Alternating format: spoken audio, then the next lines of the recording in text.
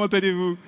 Bonjour Bernard, bonjour Alain, comment allez-vous? Justement, on veut parler de justement comment ça va se passer dans le futur, cette complémentarité entre l'humain et la technologie, parce que ça va très loin, on a parlé de RPA et d'IA, mais demain il y aura d'autres choses qui vont arriver. Et donc, on a deux représentants. Bernard Augagnon, vous êtes directeur technique de Microsoft et CSO, Chef Security Officer, on peut dire RSSI en français, de Microsoft. Donc vous êtes monsieur technologie, il est très visionnaire en plus, il voit les technologies qui vont arriver demain. Et puis à votre droite, vous avez Alain Roumiac, vous êtes PDG de Manpower. Donc vous, l'humain, vous connaissez. Donc on a deux ultra spécialistes ici, l'un de l'humain, l'autre de la technologie. Et donc je vais vous poser cette question, justement, comment ça va se passer? Donc première question, c'est quel va être l'impact de la technologie sur globalement l'emploi ou le travail? Je vais commencer avec vous parce qu'il y a des choses qui arrivent. On a parlé d'intelligence artificielle. Vous pouvez nous dire ce qui va se passer en intelligence artificielle avec notre boulot demain, mais il y a aussi la réalité virtuelle. Alors oui, bonsoir à toutes et à tous. Donc le sujet est très très vaste. On parle à la fois du futur de l'intelligence artificielle, du futur de l'emploi, du futur des interfaces homme-machine. Ça fait beaucoup de sujets. Donc on va essayer de rester synthétique, en tout cas le plus possible, compte tenu du temps qui nous reste imparti et puis du fait qu'on est entre vous, je pense, et puis la fin de cet événement ou la possibilité de bénéficier d'un cocktail. Donc on ne va pas non plus trop déborder. Donc concrètement, l'intelligence artificielle aujourd'hui a fait des progrès extrêmement significatifs pendant, on va dire, les 15 dernières années, après avoir vécu des hivers plus ou moins longs. Et donc aujourd'hui, ce renouveau, ce printemps de l'intelligence artificielle se fait à travers la capacité de donner aux ordinateurs l'accès à nos sens. Donc essentiellement, la capacité d'entendre, la capacité de parler, la capacité de voir.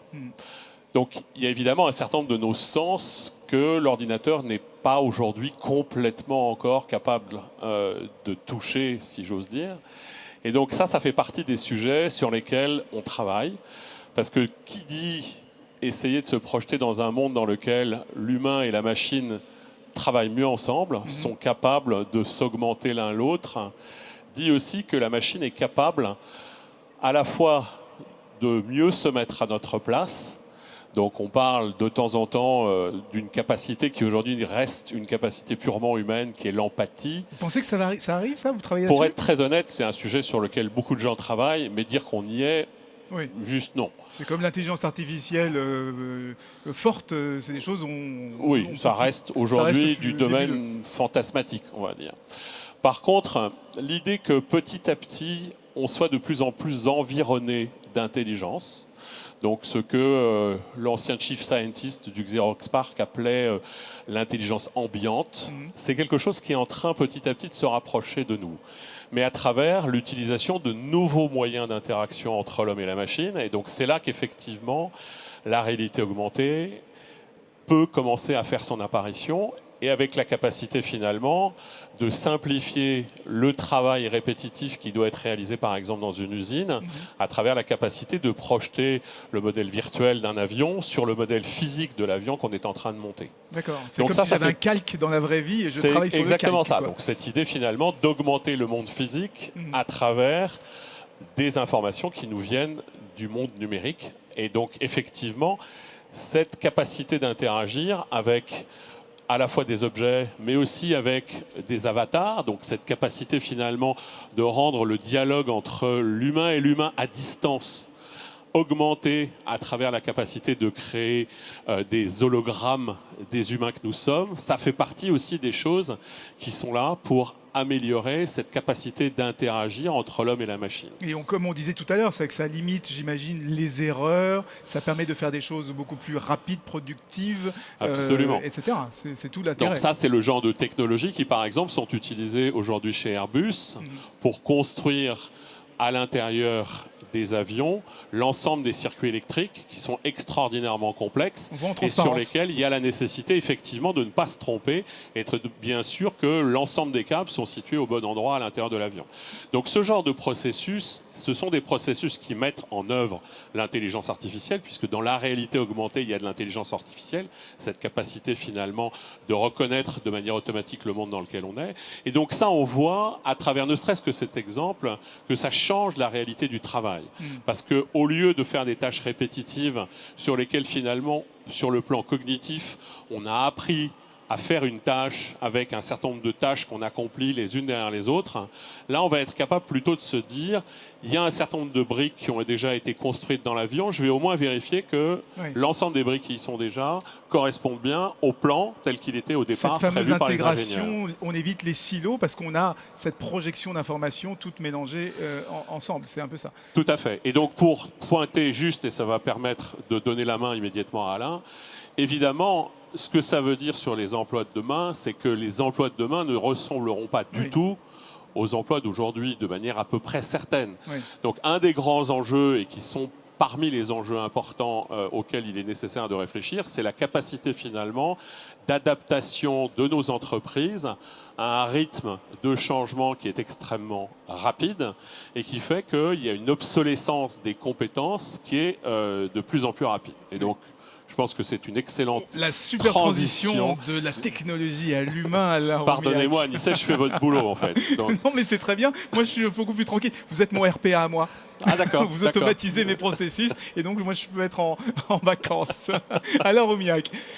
Donc, alors peut-être d'abord, vous avez posé la question et l'emploi demain, qu'est-ce que ça va devenir? On a interrogé 19 000 clients dans 19 000 entreprises dans une trentaine de pays industrialisés. Ah, grosse étude donc. Grosse étude. D'abord, il y en a 84% qui nous ont dit demain, malgré cette transformation digitale, nous pensons que nous aurons au moins autant d'effectifs ou plus d'effectifs. Donc, ils n'anticipent pas une baisse drastique de leurs effectifs liée à la transformation digitale. Alors attendez, on s'arrête là-dessus, parce que souvent c'est un peu une idée qui revient régulièrement, que plus on se transforme, plus on automatise, et plus on détruit de l'emploi. Alors vous me dites le contraire. Alors on en détruit certains, on en recrée d'autres, mais pas obligatoirement les mêmes. Vos entreprises, vos 19 000 entreprises, là, elles disent, soit je garde, soit j'accrois. Elles sont pas en train de dire, absolument. Soit dire je détruis. Ce que je vis moi en tant qu'entrepreneur et donc dirigeant d'une entreprise, c'est qu'aujourd'hui, mes métiers sont en train de muter de façon extrêmement importante et pourtant, j'ai des effectifs qui sont relativement stables quand je le rapporte au chiffre d'affaires, à chiffre d'affaires stable. Donc il y a des métiers qui mutent. Et pour revenir sur cet aspect mutation des métiers, on a posé une autre question, mais qu'on pose de façon récurrente à ces entreprises. Demain, quel est le pourcentage de personnes dont vous pensez qu'il va falloir justement que vous reformiez sur de nouveaux métiers? En 2011, ils étaient 20%.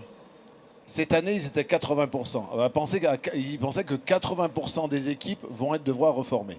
Donc, ce que vous dites là, si je comprends bien, c'est une prise de conscience des entreprises de l'importance de l'accompagnement du personnel et de la montée en compétences. Ce qui est nouveau, parce qu'en 2011... Ce qui est nouveau, ce qui est sûrement aussi lié à l'accélération de l'ensemble des transformations. Nous, on l'a vécu dans nos activités d'accompagnement du changement et des compétences, où on a vu sur ces dernières années une accélération. Pourquoi? Essentiellement parce que les entreprises ont compris qu'il y avait deux choses qu'il fallait qui avancent en parallèle, transformation digitale, transformation des compétences. Et que certaines qui étaient parties trop vite sur la transformation digitale et pas assez vite sur la transformation des compétences n'ont pas pu tirer profit de tous leurs investissements parce que les gens n'étaient pas suffisamment formés ou parce que ils libéraient un certain nombre de jobs, ils ne savaient plus quoi faire des gens. Donc c'est très important. Aujourd'hui, on accompagne beaucoup d'entreprises qui ont bien compris qu'il faut que ces deux processus avancent en parallèle. Et comme ce sont des processus actifs, là encore, transformation digitale, transformation des compétences. Et il y a un mot-clé qui est absolument crucial dans tout ça, c'est l'anticipation.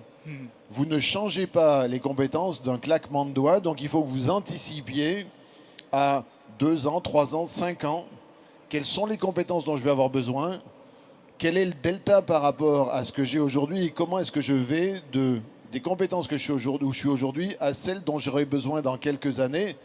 Et en termes de qualité et en termes de quantité. Oui. Donc ce qu'on appelle, nous, dans le jargon, donc, de faire du workforce planning, c'est quel va être l'impact, de façon d'ailleurs à mettre en mouvement les personnes, parce que comme ça, les personnes, si elles savent où vous allez les emmener, elles vont pouvoir adhérer à toute la transformation que vous mettez en œuvre. Très important. Et puis, ça vous permet donc de continuer à avoir un pacte social à l'intérieur de l'entreprise. Et puis souvent, vous avez, un certain nombre pouvaient considérer que ça pouvait être plus simple. Finalement, j'ai des compétences qui sont dépassées.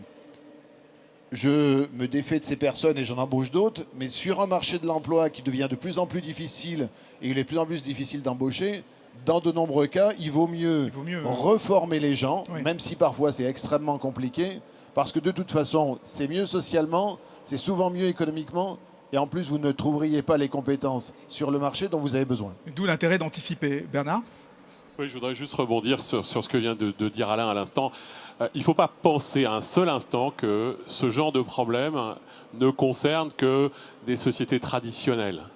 Typiquement, c'est le genre de problème auquel Microsoft a été confronté il y a à peu près 5 ans. Et donc, j'ai effectivement mis en chantier un plan de transformation des compétences, de l'ensemble des compétences techniques de la filiale française, parce que je me suis rendu compte qu'effectivement, il commençait à y avoir petit à petit un dérapage entre les compétences qui étaient nécessaires sur le marché, celles qui étaient demandées par les clients, celles qui correspondaient à l'arrivée de nouvelles technologies et les compétences qu'avaient effectivement les gens. Oui. Et donc, ça s'est manifesté à travers un partenariat qu'on a signé avec, en l'occurrence, Centrale Supélec, pour en fait former de manière volontaire l'ensemble des collaborateurs dans une logique où à la fois l'entreprise donnait du temps aux collaborateurs, les collaborateurs prenaient également du temps personnel pour se former, avec une formation certifiante permettant à la fin de s'assurer à la fois qu'il y avait eu un progrès dans les compétences acquises et en même temps d'assurer l'employabilité de l'ensemble des collaborateurs. Parce que rien n'est plus difficile dans une phase de transformation que d'avoir des collaborateurs qui se sentent exclus du système et qui donc immédiatement se mettent en position de réaction par rapport à la transformation et qui donc n'ont pas envie d'aller en avant et qui sont plutôt des freins. Et en général, ça se termine par des problèmes sociaux plus ou moins compliqués. Et donc ce sujet-là, embarquer les collaborateurs en leur offrant finalement une piste de formation, de transformation de leurs compétences par rapport au monde qui vient, c'est un élément extrêmement important qui fait aussi partie de la responsabilité des entreprises. Alors, je pense effectivement mettre les gens en mouvement, c'est quelque chose d'absolument critique et que chacun soit capable de se mettre dans ce mouvement. Nous, ce qu'on constate également dans les entreprises qu'on accompagne, lorsque justement il y a de l'obsolescence de compétences, vous avez des gens qui, dans un certain nombre de cas, vont être d'accord, sans doute parce qu'ils auront aussi la capacité de rentrer dans des programmes de formation qui vont leur faire changer de métier. Puis vous avez des gens qui vont vous dire non. Vous dire, peut-être que ma compétence, peut-être vous n'en avez plus besoin dans cette entreprise, mais je peux peut-être en trouver une à l'extérieur. Et finalement, je préfère, dans ces conditions-là, être accompagné vers l'extérieur pour retrouver un job à peu près équivalent, parce que toutes les entreprises ne se transforment pas à la même vitesse. Donc c'est très important, et c'est pour ça que je crois qu'évaluer non seulement ce que sont les capacités cognitives des gens, mais ce que sont leurs motivations, parce qu'il n'y a que des gens motivés qui peuvent réussir, donc pouvoir réussir à les reformer de façon relativement lourde. C'est sur ce que les managers aiment bien compter sur eux de toute façon. Mais si, et je vous assure, on se rend compte dans un certain nombre de cas, il y a 50% des gens qui disent « Non mais moi, dans ces conditions-là, je préfère aller faire autre chose ou changer complètement de métier à l'extérieur plutôt que de repartir stratégie donc d'upskilling ». Donc c'est extrêmement important d'évaluer l'ensemble des personnes, l'ensemble des motivations pour ne pas se dire je vais reformer 100% des personnes. Vraisemblablement, il y aura un taux d'échec relativement significatif. Oui, bien sûr. Et justement, Bernard, vous avez un petit... Je regardais le document que vous avez sur le bureau, là, sur la table. C'est assez étonnant ce qui se passe, parce que c'est... Racontez-nous ce que c'est.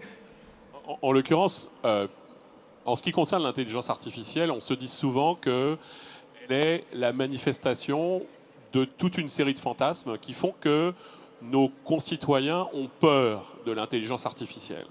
Donc c'est vrai qu'on a une histoire de films de science-fiction qui sont là pour nous rappeler toutes les inquiétudes potentielles que les Terminators du monde peuvent créer. Mais en fait, Matrix. On se rend compte, contrairement aux apparences, et donc ça, c'est effectivement une enquête qui a été réalisée auprès d'à peu près 1500 de nos concitoyens en France par, en l'occurrence, un consortium que l'on a créé qui s'appelle Impact IA, qui en fait essaye de comprendre un tout petit peu quel est l'impact de l'intelligence artificielle sur les sociétés. On se rend compte que 88% des Français interrogés ont déjà entendu parler de l'intelligence artificielle, ce qui est déjà pas mal, sur lesquels 64% ont une bonne image de l'IA. 64% et 55 de nos concitoyens qui ont confiance en l'IA. Donc c'est vrai que c'est peut-être contre-intuitif parce qu'on se dit que finalement l'intelligence artificielle fait peur, mais en fait l'expérience prouve à travers ce sondage que finalement la situation de nos concitoyens est beaucoup plus accueillante et potentiellement plus bienveillante vis-à-vis de l'intelligence artificielle. Ça ne veut pas dire pour autant qu'ils sont naïfs, qu'ils ne considèrent pas que potentiellement l'intelligence artificielle va éventuellement transformer leur job, mais en même temps, ils se disent ça fait partie du progrès, il faut qu'on avance avec. On a confiance dans les choses qui se passent, même si c'est effectivement 55%, c'est pas une majorité soviétique, comme on aurait pu dire en un autre temps, mais le fait est que, contrairement à ce qu'on pourrait penser, l'a priori de nos concitoyens sur l'intelligence artificielle n'est pas négative. Oui. Alors, pendant un instant, j'ai cru que vous alliez dire oui, c'est un truc qui a été inventé par les médias parce que nous, on a fait une étude et c'est pas tout à fait ça. Mais c'est très intéressant à voir parce que justement, on a cette image un peu d'Épinal que les entreprises qui robotisent sont celles qui décrutent.